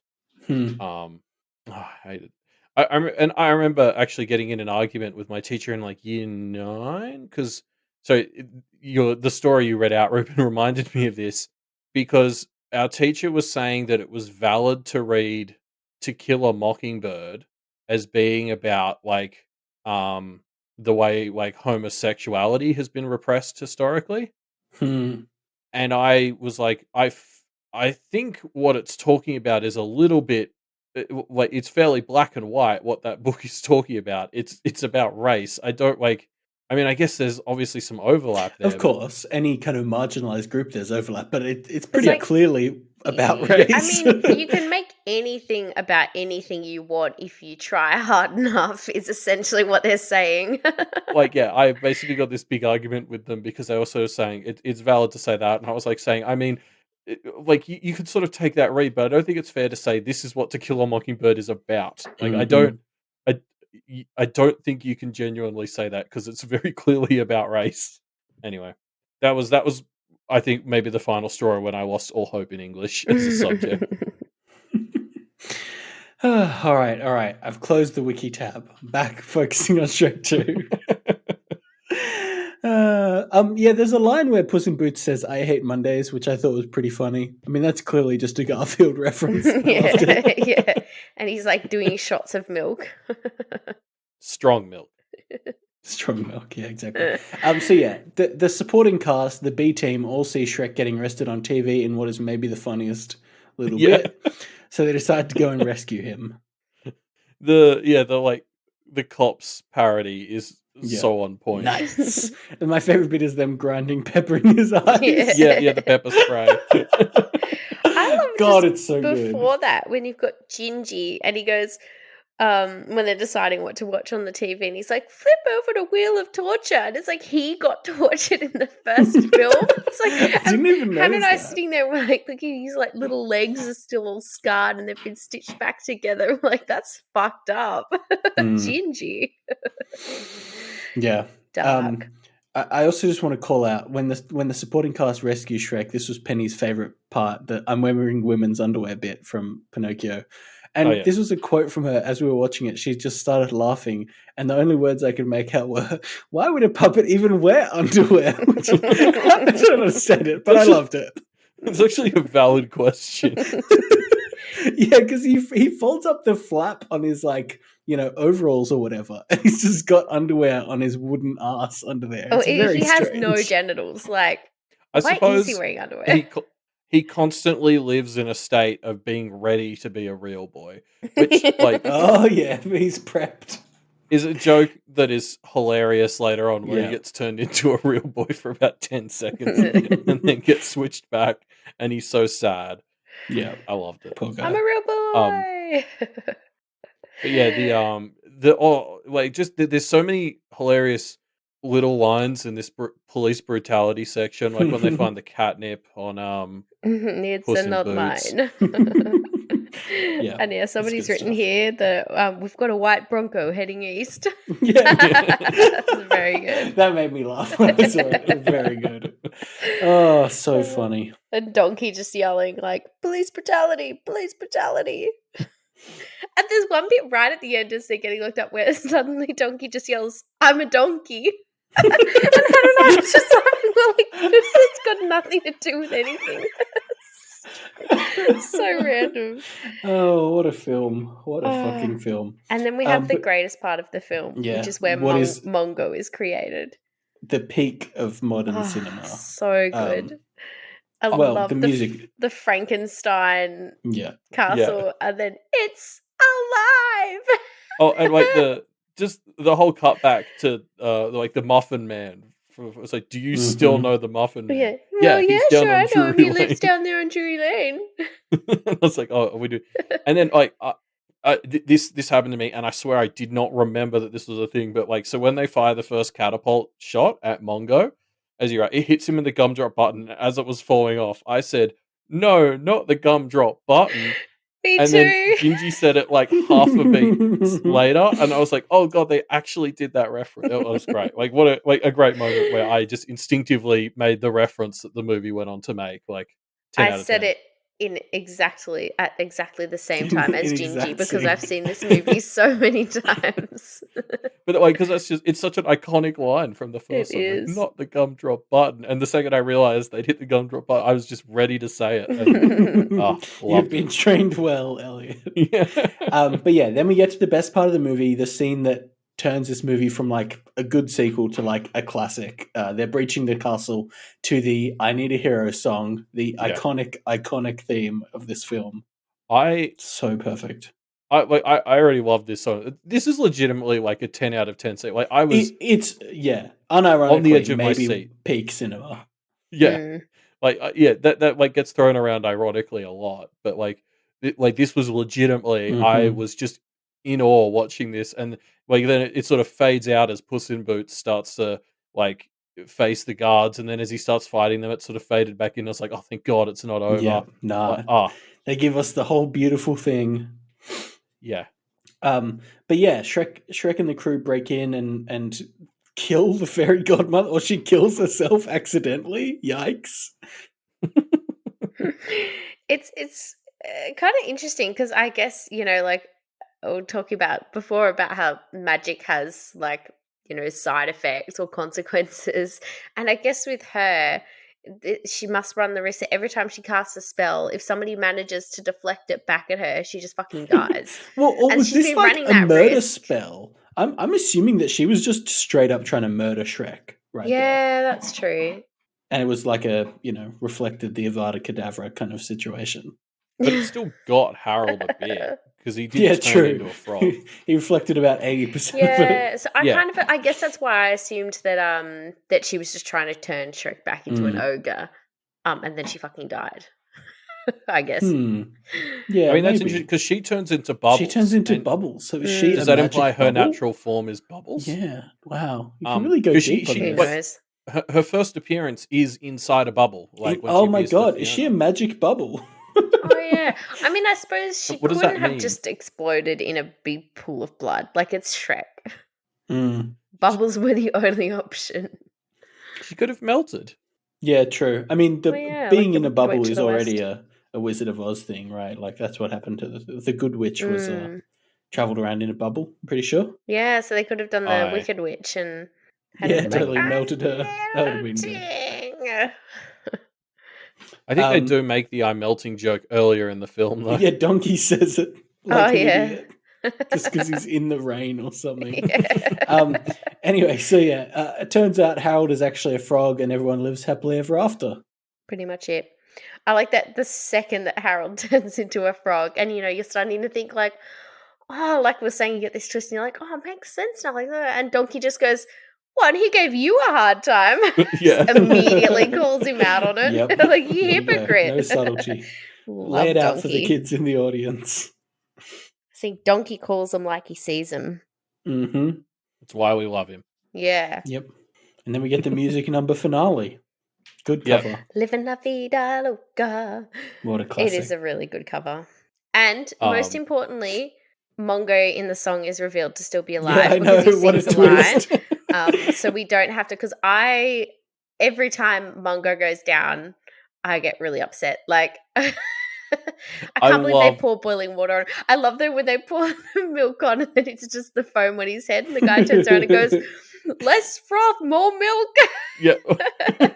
It's a stupid joke, and it's very good. And Gingy, like, when he's like, yeah, falling, the way like, no. Yeah, the way Gingy tries to jump in after him, and they're like, "Step," he's like, "No, he needs me." Like it's so intense. This And is then a when he's character like- we've known for 30 seconds, and it lands. His death is so heartbreaking every time. How do they do my it? god, the other Mongo bit. I'm just going backwards for some reason. When he, I think it's when he loses the gumdrop button and he makes like a T-Rex noise. He's like, Yeah, he does a Godzilla noise. Yeah. And then after he's fallen, he's like, "Be good." That gets me every time. One of my favorite bits. He's coming out. He's walking along the street, and a bunch of people scream and run out of a Starbucks into another Starbucks. Yeah. Which I just thought was delightful. That's really good.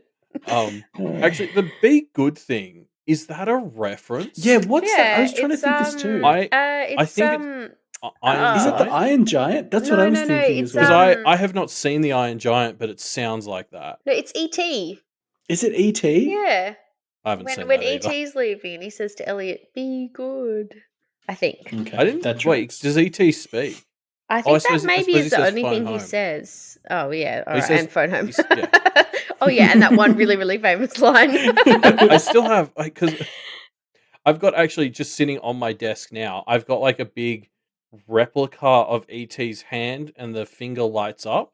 Well, It's you 'cause are called Elliot. It tracks. Well, yeah, so Mum gave it to me for like my 25th birthday, I think it was, and I haven't had the heart. I've never seen the movie. Like she gave me this Maybe you should hand, and watch it. she was like, "Because you're called Elliot, just You like in haven't the seen the movie." And I movie was you're like, "Oh, named thanks." after? I mean, possibly. You think if she liked it that much, she would have fucking shown it to me at some point? Like, anyway, but yeah, so I've held on to this stupid fucking hand from a movie I haven't seen for like 5 years now. Well, why didn't you just watch the movie? You've had 5 years to watch the movie. You ingrate. Too much. He's too much scared of the effort. hand. If he's that scared of the hand, I imagine don't what like the actual horror. movie will be like. Well, anyway, I'm pretty sure that's where that reference is from. And I think, Rumor just posted a video. I did. I posted the confirmed. You were right, Georgia. I also want to call out, I pointed this out to you ahead of time because I wanted to make sure you didn't miss it, Elliot. There is a post-credit scene in this film. I wish you hadn't. It's revealed that Donkey has kids, and it's kind of horrifying. Like, the animation in this movie is really good, but the kids, God, there's just something about them that is, like, graphically upsetting to me. They're really upsetting. But like in a cute way. Like I was They like, are cute. I went through that. Yeah. I went through that thing where it was like for about the first 2 seconds, I was like, oh God. And then after that, I was like, I would die for these horrible little monsters. Yeah. Donkey calls them mutant babies, which I think is a bit harsh to hear from your dad. I love it's like after the post credit scene, like it goes to black, and then you just hear Donkey's voice go, "I need to get a job." So good. Good stuff. And that's the end of the film. It sure is. Yeah, I mean the mutant baby thing is just because it's explained that Dragon is not in this film because she was being moody to Donkey, and so I guess neither of them just realized that she's pregnant. About to give birth to like an entire litter. They're called, by the way, they're called the Drunkies. Yeah. Oh, that's good. But to be fair, they're presumably much smaller than a regular dragon baby. So probably she didn't notice. They're already pretty fucking big. They're they're smaller half the size than of Donkey. Have you seen the size of Dragon? She would have barely noticed. Yeah. She thought she was going number one. What do you think? Because dragons usually born in eggs. Yeah, good question. Do you reckon they were live birds? You've thought about this a lot more than I have. Well, it's just she's basically presumably a reptile and he's a mammal. She could be a dinosaur. Yeah. Some of them gave birth to live young, I think, maybe. I mean, look, there's magic. I don't know that we need to get bogged down in the taxonomy here. I think that maybe they're like monotremes, where they are. Oh no, that doesn't make sense because she wouldn't have any nipples. I'm overthinking it. I do want to call out. Oh yeah, how does she feed them? I do want to call out how much I love how tiny her wings are. Like there's no way. Like, because like Game of Thrones especially went out of its way to sort of make sure that it kind of looks like the dragons could fly, whereas like Dragon is very rotund and has tiny wings, and the movie's just very clearly like, don't fucking worry about it, you idiot. Like she flies, deal with it. So I'm doing it again, but so back to the feeding thing, because I was thinking monotremes where they lay eggs, but then they like breastfeed. Maybe this is the reverse. So she had live young, but then she can't breastfeed because she doesn't have nipples. So maybe she does the bird thing where she vomits into their mouths. Yeah, and there's I can just see like that. because they're so small, she's so big. It's just a shower of vomit, and they're just like laughing it up. And Donkey's standing there like, what the fuck? Maybe for the first few months they can subsist on just like char, like carb, like coal, and so like she doesn't vomit stuff up. She just like burns shit down, and they eat the burnt remains. But they of stuff can breathe until fire 6 months already. old. They don't need her to burn stuff for them. Oh, theirs isn't potent enough to like burn down a whole tree for them to eat. Maybe. Okay. Maybe they just eat hay, like a donkey. Yeah, I can see it. That's fair. Or parfaits. Yeah. Actually, I'm pretty sure one of their names is Parfait. Again, that's from the wiki, but anyway. Is one called Onion? I'm not sure. I just remember one's called Parfait. Anywho, that's the end of Shrek 2. Any final thoughts about this one? This is just a great movie, and I'm really excited to see the series go downhill after this one. I do remember some really choice scenes in the there's one particular scene that Hannah and I used to quote all the time, and I'm pretty sure it's in Shrek 3. I remember Shrek 3 being like okay. It's like obviously, I mean, these two are pretty hard to beat. Like they're really good. And then I remember Shrek 4. I remember just sitting there being like, what the fuck? Puss in Boots I remember being quite good too. I'm keen to experience them for the first time because especially like I wonder if viewing them this way will make the make them seem even worse by comparison, or maybe we'll find what's good in them and not hate them as much. Well, because I saw them both, like, I've only seen all of the rest of these I saw in the cinema when they came out. I wouldn't have watched any of them since then, I don't think. Yeah, and because definitely, at least for me, when I watch something in the cinema, I usually tend to watch it, like, with my brain, like, 80% off. So it tends to just be, like, a very shallow read on how I engage, like, how I thought the movie was. Whereas when you've, like, got in the back of your head that you're going to need to talk about it for an hour on this podcast, you sort of try to engage with it more critically. Yeah. Yeah, definitely. I usually prefer to watch it with someone, like if I either doing like a live watch with you guys, or I try to get Hannah to be there because it's much easier to bounce ideas off someone. When I watch it by myself, I find I get to the end of them like, oh, I didn't think about anything. I just sat there and watched the movie. I can't wait to compare this series to Pirates of the Caribbean. We can do a which one fell down harder. Hey, when do you think they're going to do a crossover with Shrek and Pirates of the Caribbean? Do you think it'll be 2022, 2023? 2026, I say. There's still room to get it in 2021. Maybe they're just they've got a few months. We've got a few months left. Orlando Bloom's probably not doing anything. Margot Robbie, get Mike Myers. Easy. Actually, there's a lift at work at the moment that just says broken, will be repaired, and it says by November, and then there's like so it's got like a line to write the month, and then it's got like a 2 and a 0, and then a line so you can write what year, and it's just like November 20 never. This is in a hospital. Like next to the orthopedic ward where people are like all in wheelchairs. So they need the lift. It's just never going to be repaired apparently. Nice. So yeah, that's probably about the same year that we'll see the Shrek Pirates crossover.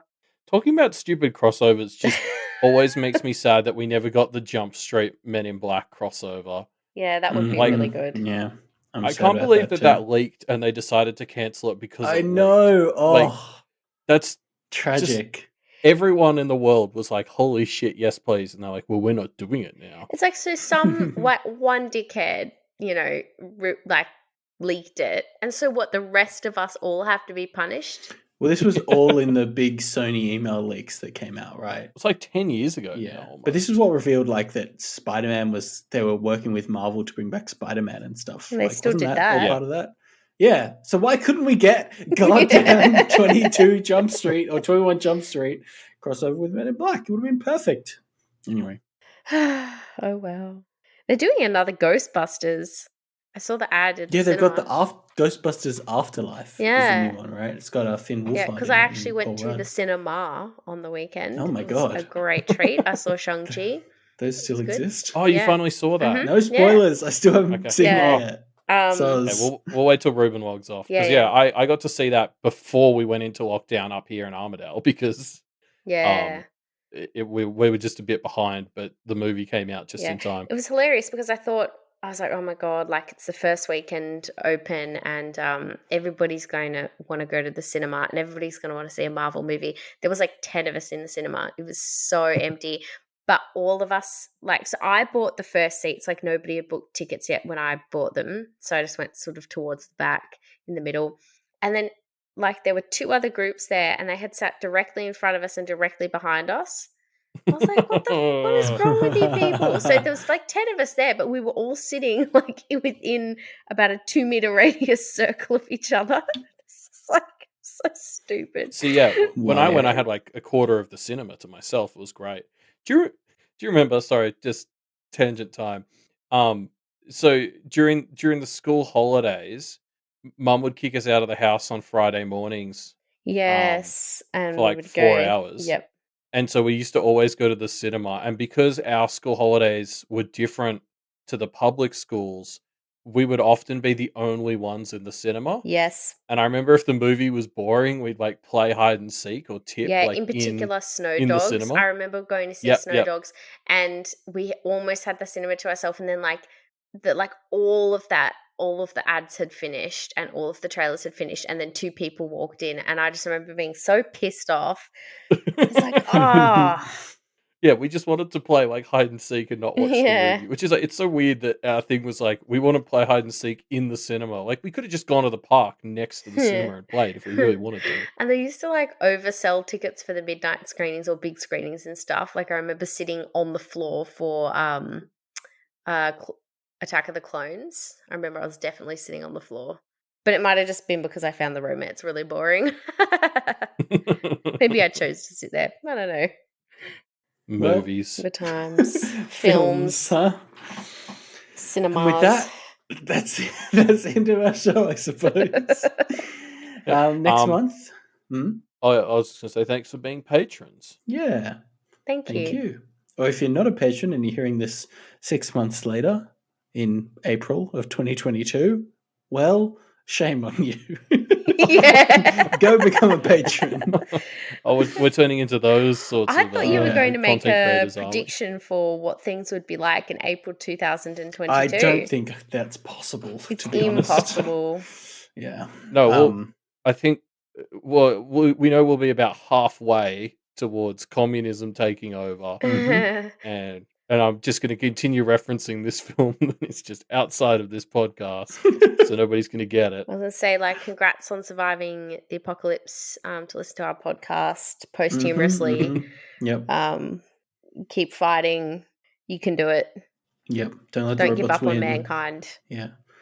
Yeah, the Go back in vaccine time and help zombies John are Connor. All right. Well, as we always. Oh no. Sorry, we should just say as well, if you are patrons, also on this feed, you will start to see the Doof After Dark things. Yes. If you haven't already, check those out. They've been a lot of fun to sort of record. Yeah, so totally. far. Yeah. And with that, here's what we always say at the end of every episode. Bye, hoy, listeners. Get out of our swamp. I didn't know what to say, my swamp or our swamp. Anyway, probably doesn't matter. Well, Reuben didn't even do it. I didn't, because it's in green. That means it's Elliot. Oh, no, it's in green. It's in green because I added it and we never confirmed Shrek. it last month. Oh, okay. Because I thought it was. It was my we it was all my just sort pitch of last month. screamed We it just- out of sync. Well, we do that anyway. That's a given. Yeah. That doesn't need to be flagged. All right. Bye. And fit.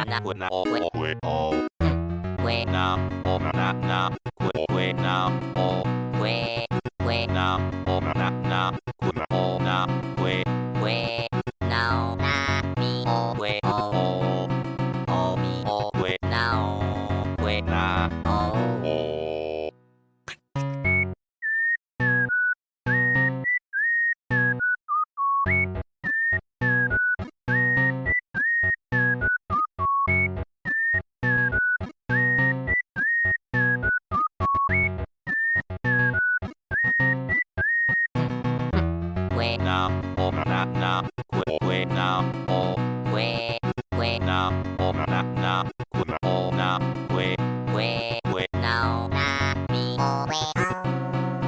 o mi o que na o na mi na que o na mi o que na o que na mi na que na o na que o na mi o na mi o que na mi na que o na mi que o na o que na mi que na o que o na o que na o na o mi o na que na mi o na o que o na o que o na que o na o que na o na que na o que na o na que o na que na mi o mi o que na que na o que na mi o mi o que na